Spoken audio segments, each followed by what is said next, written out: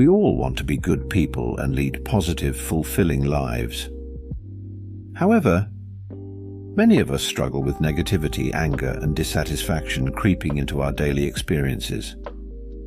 The truth is, being a truly good person isn't as simple as it may seem on the surface. Let's start by exploring what it really means to be a good person. We often judge someone's character based on superficial factors like their career, wealth, or how they treat certain people in their life. But a good person is defined by their fundamental values, mindset, and the way they interact with the world as a whole.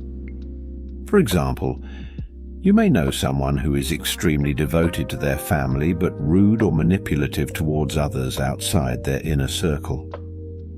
Or someone who seems very disciplined in certain areas of their life but neglects their responsibilities as a child towards their aging parents. These contradictions illustrate that simply checking off a few good behavior boxes doesn't necessarily make you a good person overall. So where does this negativity, anger, and dissatisfaction stem from? According to wisdom teachings across many traditions, it ultimately traces back to our own desires, attachments, and excessive cravings. When we become fixated on wanting something, whether it's a physical object, an outcome, or a certain experience, we open ourselves up to frustration and negativity. When those wants inevitably don't manifest exactly as we'd hoped. It's a basic law of nature that for every action, there is an equal and opposite reaction. The same applies to our thoughts, intentions, and emotional energies we put out into the world. If we're constantly dwelling in states of greed, hatred, anger, or other negative mind states, we are essentially planting seeds of negativity that will inevitably bear bitter fruit down the line. Someone might protest, "But I'm not an evil person. I don't commit crimes or try to hurt others intentionally. Why do negative things still happen to me?" While it's true that most of us aren't consciously doing horrible things, the root causes are far more subtle. It could be something as common as regularly venting anger and complaints, harboring jealousy or resentment towards others, or just getting caught up in excessive material desires and attachments.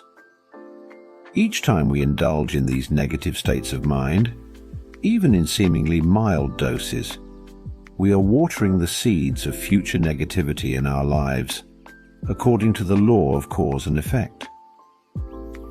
Over time, this accumulated negativity creates a momentum that keeps drawing more difficulties, roadblocks, and dissatisfaction into our experiences.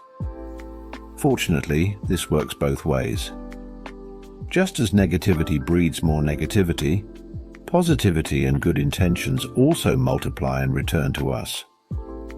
When we sincerely commit to actively cultivating positive mind states like patience, kindness, generosity, and letting go of cravings, we fertilize our lives with the causes of inner peace and fulfillment. Many might wonder, if being peaceful and desireless is the goal, does that mean we'll become cold or apathetic to the world around us? Absolutely not. In fact, the opposite is true. The more we release our excessive attachments and abide in a state of inner freedom, the more compassionate and engaged with society we become. Look at enlightened beings throughout history like Confucius, Mencius, and other ancient sages. Were their lives meaningless or empty because they had released many conventional worldly desires? Quite the opposite. They led lives of wisdom and made immense positive impacts, specifically because they had transcended pettiness and negativity. So how can we apply these teachings in our daily lives? It starts with the small moments, catching ourselves each time we start to feel anger, jealousy, or excessive craving arise within. In those moments, we have a choice.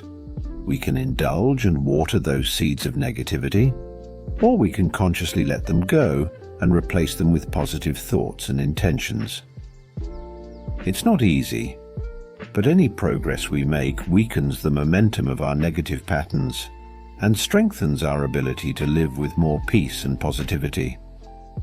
As the ancient Buddhist teacher poetically put it, negativity needs the fuel of anger, frustration, and cravings to keep growing, just as a fire needs the warmth of the sun, rain, and water to keep burning.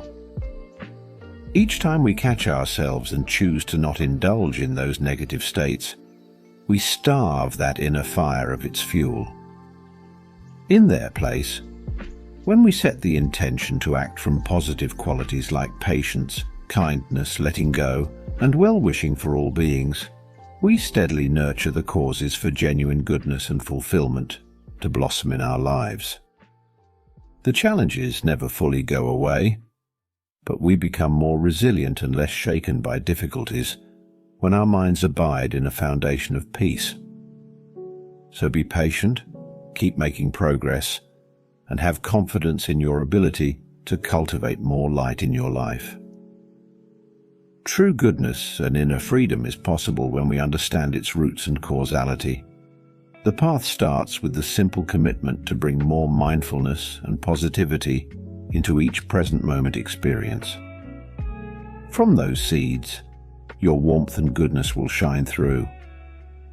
I hope this exploration of what it truly means to be a good person and cultivate inner peace has provided some valuable insights and inspiration. The path requires self-awareness, diligence, and commitment, but the rewards of increased positivity, resilience, and fulfillment make it all worthwhile. Remember, you already have the fundamental goodness within you. It's simply a matter of nourishing those positive qualities, while releasing the negativity that can so easily take root and cloud our vision. It's a gradual process of shedding layers and rediscovering your most radiant, authentic self. There will inevitably be stumbles and backsliding along the way. Negative habits of mind are deeply ingrained and take conscious effort to uproot. But don't be discouraged. Every time you catch yourself getting hooked by anger, greed, or other toxic mind states, and make the choice to pause, breathe, and let them go, you're making progress. You're weakening those deep grooves of reactivity. With patience and diligence, choosing the positive response will eventually become the predominant habit. You'll find yourself operating from a new center of calm, clarity, and kindness more and more of the time. This is how lasting change happens. Not overnight, but through the accumulation of humble, sincere efforts. The beauty is that making this shift doesn't require you to drop everything and move to a monastery.